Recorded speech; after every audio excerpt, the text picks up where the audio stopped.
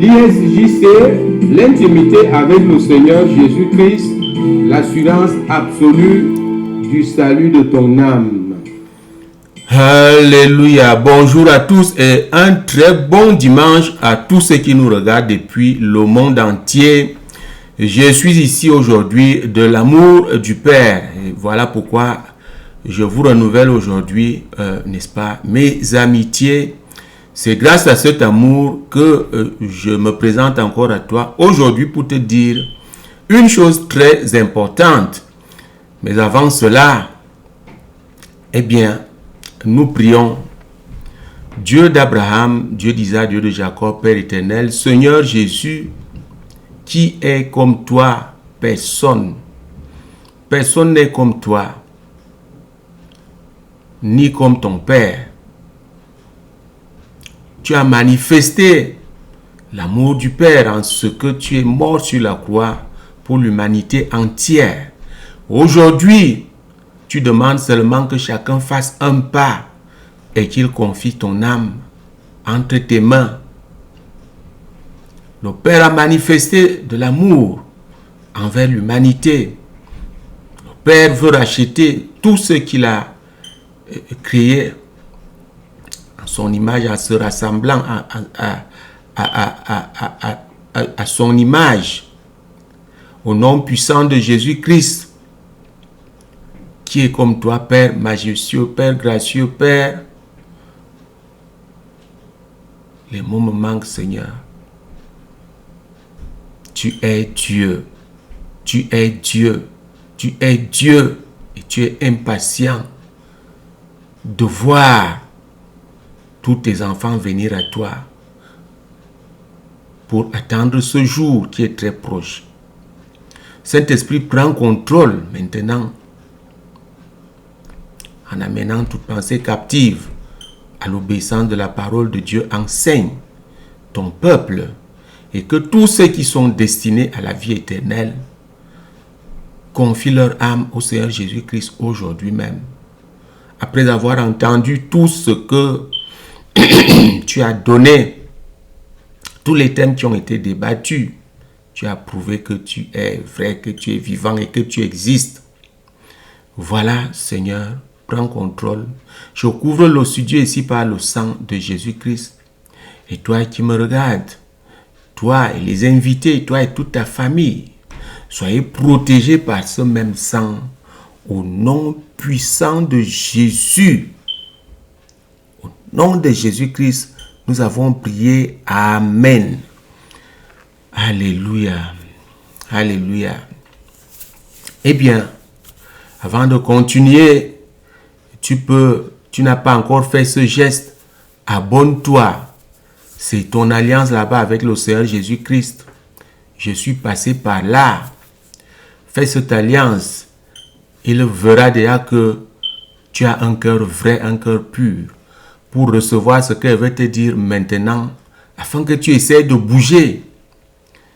Je voulais continuer avec notre thème, le péché du non-pardon. Et il m'a montré comment beaucoup de gens se sont abonnés et la plupart n'ont même pas encore donné leur vie au Seigneur Jésus-Christ. Et ils ont entendu la vérité et ils se sont abonnés à cette chaîne. Je suis donc ici pour accomplir l'acte que tu as posé. Tu as d'abord besoin de donner ta vie au Seigneur Jésus. Je suis tout simplement honnête envers toi. Vous comprenez? Quand je dis beaucoup se sont abonnés, ce n'est pas comme ce que vous voyez en ligne là, où des milliers de personnes en une heure. Et écoutez, nous ne sommes pas là pour le buzz. Nous sommes là pour sauver véritablement les hommes, les âmes. L'église doit être prête. Voilà pourquoi je viens à toi là maintenant. Je vais être honnête, tu peux tout recevoir n'importe où. Si on ne te dit pas, mais c'est comment? Confie ton âme, confie la gestion de ta vie à cet homme qui est fidèle, qui ne peut pas te mentir, qui ne peut pas te trahir, qui ne peut pas pécher contre toi, parce que lui, c'est l'amour. Il est pur, il est saint. Si on ne te dit pas cela, eh bien, tu perds ton temps à aller t'asseoir quelque part. Et ça se passe en ce moment, même si, où les gens sont rassemblés quelque part, on ne leur parle pas de Jésus comme Seigneur et Sauveur. On ne leur parle pas aussi du royaume qui est très proche. Ça ne sert à rien. C'est pourquoi je suis honnête envers toi. Aujourd'hui, là, donne ta vie au Seigneur. Je vais te rappeler très rapidement que tout a commencé. Dieu a créé les hommes. Adam était le premier et il lui a assigné une aide, Ève. Et Adam avait l'esprit de Dieu. Malheureusement, Satan aussi avait déjà été rejeté pour avoir tenté, n'est-ce pas, d'occuper le trône de Dieu. Et là où Dieu a installé Adam et Ève, Satan se trouvait déjà là. Et il savait toutes ces choses. Il est venu pour, n'est-ce pas, ravir le bâton de commandement et il l'a réussi parfaitement. Il l'a réussi.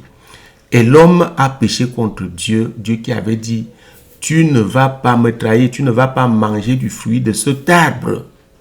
Effectivement, Adam a échoué et voilà comment Dieu a rejeté l'homme. C'est-à-dire que Dieu a retiré sa présence et il a maudit donc Adam et Ève plus le serpent qui représentait ici Satan. Voilà pourquoi l'homme a perdu la domination. Vous comprenez? L'homme a aussi perdu, n'est-ce pas, la longévité. L'homme ne devait même pas mourir. Et vous voyez que depuis cette époque-là, n'est-ce pas, la courbe ne fait que descendre. La courbe de longévité où on part de 800, je crois 867, c'est-à-dire que le plus vieil homme de l'humanité, j'oublie son nom, Methuselah, de 867, aujourd'hui l'espérance de vie se situe à 50 ans. Vous vous rendez compte? Et ensuite, même Dieu avait prononcé une malédiction. Il a dit, l'homme n'est attiré que vers la chair. Alors je vais limiter ta vie à 120 ans. Aujourd'hui, là, c'est un exploit, quelqu'un qui vit jusqu'à 120 ans. Bon, bref, ceci rappelé, voilà pourquoi le péché originel s'est attaché à l'humanité tout entière. La mort aussi. La mort est venue dans la vie des hommes par la chute d'Adam et Ève. Par le péché, la mort, les maladies et toutes ces choses que nous vivons sont venues à travers, n'est-ce pas, cet acte que l'homme a causé au jardin d'Éden. Voilà comment Satan a ravi le bâton de commandement. Et la Bible peut nous dire que le monde entier est sous la domination du malin, effectivement. Voyez vous-même le pourcentage. Alors, si aujourd'hui tu donnes ta vie au Seigneur Jésus-Christ, tu seras vraiment un heureux élu. Parce que ce n'est pas tout le monde qui sera sauvé. Même certains qui sont dans le livre de vie, Jésus-Christ dit que beaucoup refusent de venir à moi pour avoir la vie. Donc, je vais te faire passer par quelques écritures là pour que tu comprennes depuis cette affaire. Et puis, tu vas confesser, n'est-ce pas, Jésus-Christ comme Seigneur et Sauveur. C'est lui le meilleur garant de ta vie et de tout ce que tu possèdes. C'est lui qui t'assure aussi un salut éternel. Nous commençons par Jean. Qu'est-ce qui s'est passé ici? Dieu maintenant pour nous racheter. Parce qu'il a décidé de nous racheter. Il a donc dit qui se constitue sacrifice expiatoire. Jésus-Christ est la seule personne qui a levé le doigt dans le royaume. Et il lui dit, tu pars, tu vas subir des choses, l'humiliation, les insultes, la crucifixion. Et il faut que ton sang coule pour qu'il y ait expiation de ce péché-là, péché originel. En même temps aussi aujourd'hui, nos propres péchés sont expiés par le sang de Jésus-Christ. Et voilà pourquoi Jésus-Christ a été sacrifié. Il est donc venu pour toi. Il y a les preuves donc qui sont là. L'amour que Dieu a manifesté pour nous. C'est Jésus-Christ qui amène donc cette parole de Dieu qui s'appelle aujourd'hui la Bible. Avant ça, il y avait déjà donc ce que les prophètes ont laissé, le Nouveau Testament. Et l'Évangile, c'est l'Ancien Testament que les prophètes ont laissé. Maintenant, le Nouveau Testament est né avec l'avènement de Jésus-Christ et les apôtres 12 qu'il a laissés ont donc continué avec, n'est-ce pas, les épîtres, en commençant par les actes des apôtres, jusqu'à, n'est-ce pas, je crois, jusqu'à Jude. Après ça, nous avons donc la révélation qu'on appelle ici Apocalypse. Donc voilà les paroles que Jésus a laissées pour que ça nous serve aujourd'hui, pour qu'on continue aujourd'hui à lui confier notre âme. Parce qu'il attend que l'humanité tout entière le fasse. Mais ce n'est pas que c'est tout le monde qui sera sauvé. Beaucoup, la grande majorité, refusent de le faire. Aujourd'hui donc, toi qui me suis depuis, tu as pris ton abonnement. Eh bien, vraiment pour accomplir toutes choses, donne ta vie au Seigneur Jésus et nous allons continuer à t'enseigner comment t'attacher à lui. Première écriture ici, c'est Jean chapitre 3, verset 16. Donc, j'ai ma Bible ici, ne t'en fais pas. Qui dit ici, car Dieu a tant aimé le monde qu'il a donné son Fils unique afin que quiconque croit en lui ne périsse point, mais qu'il ait la vie éternelle. Voilà la vie éternelle ici, c'est la Nouvelle Jérusalem, c'est le paradis en termes vulgaires, mais la Nouvelle Jérusalem, c'est l'emplacement, c'est la ville définitive où nous irons vivre avec notre Dieu. Tous ceux qui auront accepté le Seigneur Jésus-Christ. Donc, et voilà ça. Qu'est-ce qui se passe ici? C'est quoi accepter le Seigneur Jésus? C'est confesser qu'il est venu de Dieu. Et tu le confesses qu'il est Seigneur et Sauveur, comme Seigneur et Sauveur de ton âme et comme ton Dieu. Mais c'est la dernière étape que nous allons aborder aujourd'hui. Je continue, n'est-ce pas, avec les Écritures. Qu'est-ce que ça te donne quand tu donnes ta vie au Seigneur Jésus-Christ? Écoutez, qu'est-ce que ça te donne? Ça te donne l'amour du Père et l'amour du Fils, c'est-à-dire que les deux réunis ici, mon frère, ma sœur, et voilà ce que tu reçois. Tu reçois la vie, tu vis et tu ne meurs plus. Même quand tu meurs, c'est pour être transféré. Nous commençons au verset 19 ici, Jean chapitre 14. Jésus-Christ a dit, encore un peu de temps et le monde ne me verra plus. Mais vous, vous me verrez car je vis et vous vivrez aussi. Vous voyez ça? Vous me verrez, Jésus-Christ est parti, mais nous on le voit maintenant parce que on lui a donné notre vie et son esprit est en nous et la présence de Dieu est en nous. Allons au verset 23 et le verset 24 où l'amour de Dieu se manifeste donc. Quand nous sommes obéissants, quand tu donnes ta vie au Seigneur Jésus, voici ce qui se passe. Jésus lui répondit, si quelqu'un m'aime, il gardera ma parole et mon Père l'aimera. Nous viendrons à lui et nous ferons notre demeure chez lui. Vous voyez maintenant, Jean chapitre 14, le verset 23. Carrément, Dieu habite chez toi, Dieu habite dans ton cœur. Pour te rendre maintenant invulnérable. Satan ne peut plus te tuer. Le sorcier ne peut plus te tuer parce que Dieu habite chez toi. Alléluia. Voilà Jésus là dont je vous prêche, que je vous prêche depuis. Peut-être tu ne comprends pas. Voilà ça aujourd'hui. Tu dois faire un pas. Tu dois faire un pas. Voici cet amour qui se manifeste. Et l'assurance ici, c'est que en fait, écoutez, ce n'est que des avantages si tu donnes ta vie au Seigneur Jésus-Christ. Allons lire ici. Rentrons à Jean chapitre 3, n'est-ce pas? Et le verset 35. Le verset 35 nous dit quoi? Le Père aime le Fils et il a remis toutes choses entre ses mains. Et qu'est-ce que tu cherches depuis? Tu es à gauche, tu es à droite, l'argent est fini.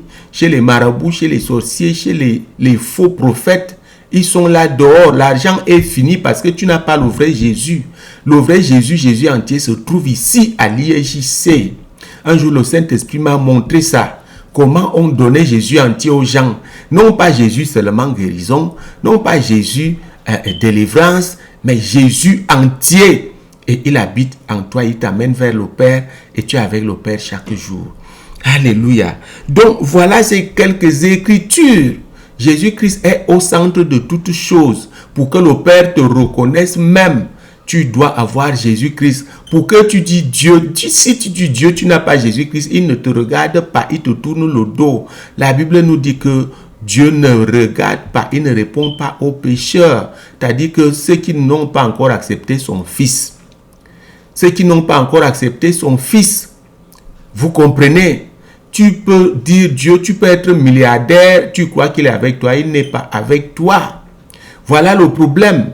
Les milliardaires sont remplis dans nos prisons et on va les tromper là-bas avec un faux Jésus-Christ. Le vrai Jésus, c'est celui-ci. C'est lui qui est dans sa parole qu'on ne change pas et qu'on applique à 100%. Je suis là pour te conduire au vrai Jésus-Christ. Et voilà ce qui se passe donc. Et que, après t'avoir dit tout ceci, je t'avertis quand même que si tu refuses, eh bien, tu vas de l'autre côté où tu restes encore là-bas, chez l'ennemi, chez Satan, et qui a encore beaucoup de surprises à te donner. Vous voyez tout ce qui se passe là. Il y a l'actualité qui est là dans nos pays. On a assassiné tel, on a tué tel. C'est parce que les gens n'ont pas Jésus-Christ. Si tu as Jésus-Christ, tu dois savoir ce que tu dois faire. Il va te protéger. Il te dit, fais, tu fais, personne ne peut te toucher. Alléluia. Donc, voici ce qui se passe. Nous pouvons aller très rapidement encore dans, n'est-ce pas, Jean. Non, parce que par ordre des livres, Marc 16 nous dit que c'est lui qui, n'est-ce pas, accepte le Père. Allons lire très rapidement ici. Marc 16. Marc 16. Alléluia. Marc 16 nous dit ceci. Voici les miracles qui accompagneront ceux qui auront... Non, Marc 16 nous dit tout de suite que celui qui croira et qui sera, n'est-ce pas, baptisé, sera sauvé. Mais celui qui ne croira pas sera condamné. Vous comprenez, c'est très grave.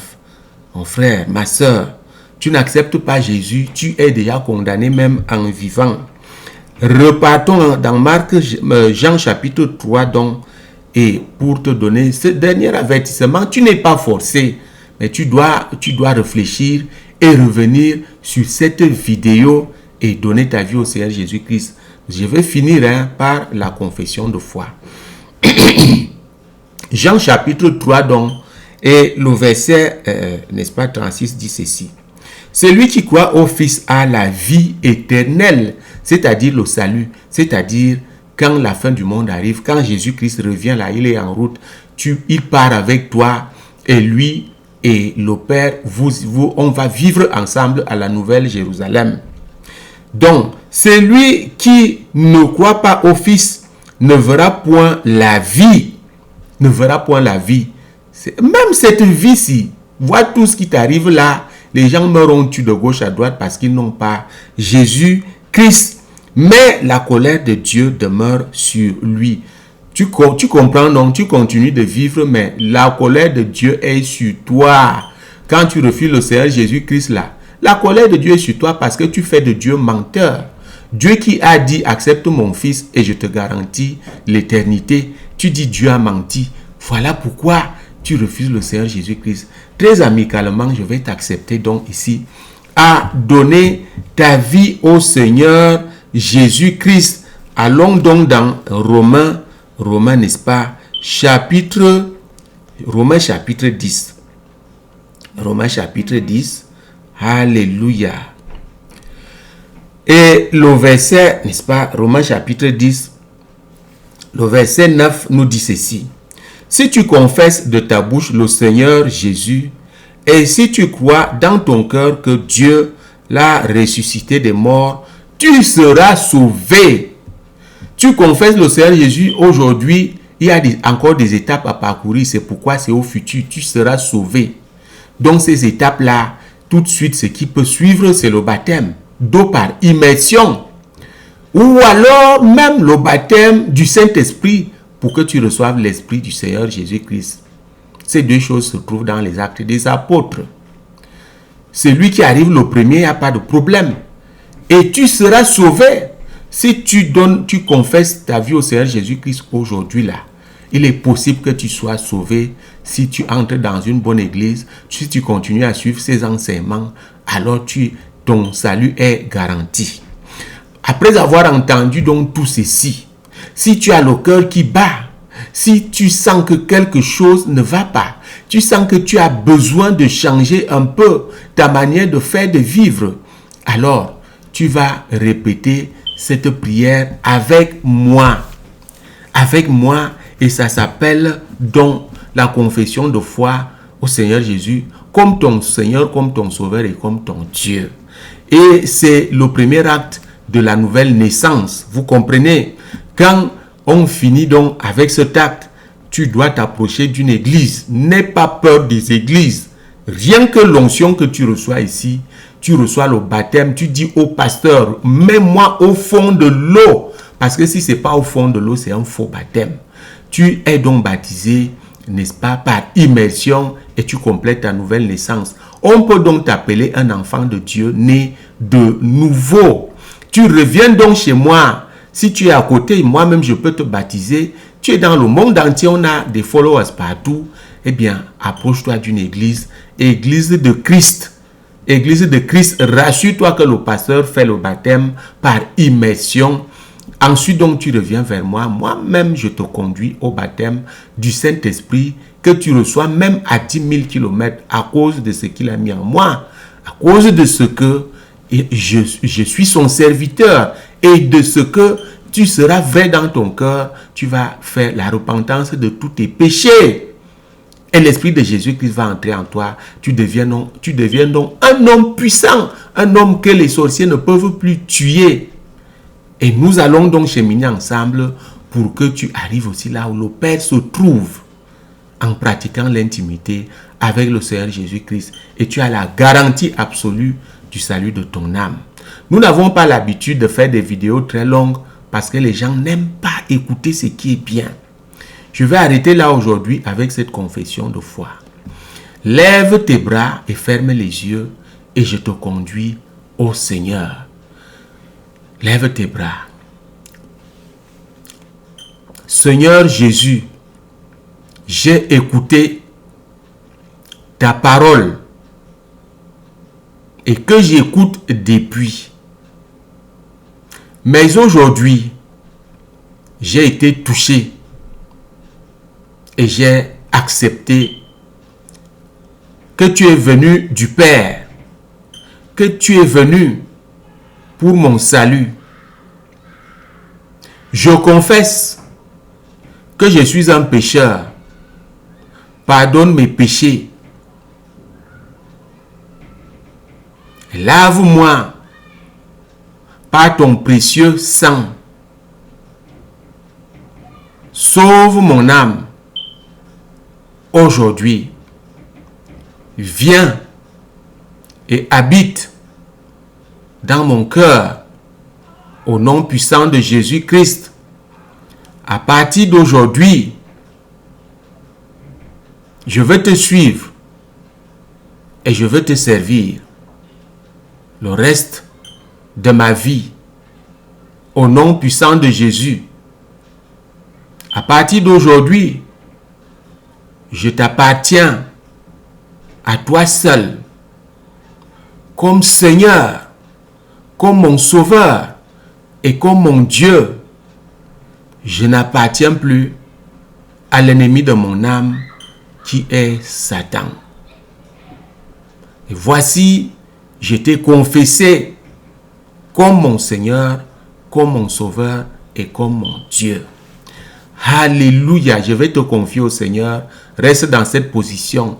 Seigneur, voici ta fille, voici ton garçon, ton enfant qui vient de te confesser comme son Seigneur, comme son Sauveur et comme son Dieu. À partir d'aujourd'hui, Seigneur, je te le demande, Père, commence à cheminer avec ma soeur, avec mon frère, et que ton esprit, le Saint-Esprit, commence à lui parler et que ta présence le protège au nom puissant de Jésus-Christ. Au nom de Jésus, manifeste-toi à tous ceux qui te donnent leur vie, leur âme aujourd'hui. Au nom puissant de Jésus, nous avons prié. Amen. Alléluia. Je te félicite, toi qui as fait cet acte. Alors, comme j'ai dit, il faut donc amorcer le pas. Ne t'arrête pas là. Et tu peux nous contacter, n'est-ce pas, en cliquant sur le rond bleu, c'est-à-dire notre logo. Tu as tout ce qu'il faut. Tu souscris aussi. Et puis, tu cliques une deuxième fois. Ça te transmet, ça te transporte directement sur notre chaîne YouTube et tu as nos informations. Tu as même le WhatsApp de ce ministère. On peut continuer ensemble. Tes délivrances. Tu as quel problème? On peut bien s'occuper de toi parce que Dieu nous a équipés. Donc voilà, je vous souhaite encore un très bon dimanche et un très bon début de semaine. Oui, les problèmes reprennent là pour aller au travail, les taxis, les embouteillages. Toi qui viens de poser cet acte, sache qu'aujourd'hui la protection de Dieu est sur toi. Au nom puissant de Jésus-Christ, nous avons prié. Amen. Alléluia. Jésus-Christ est vivant, Dieu n'a pas de fin et les miracles continuent.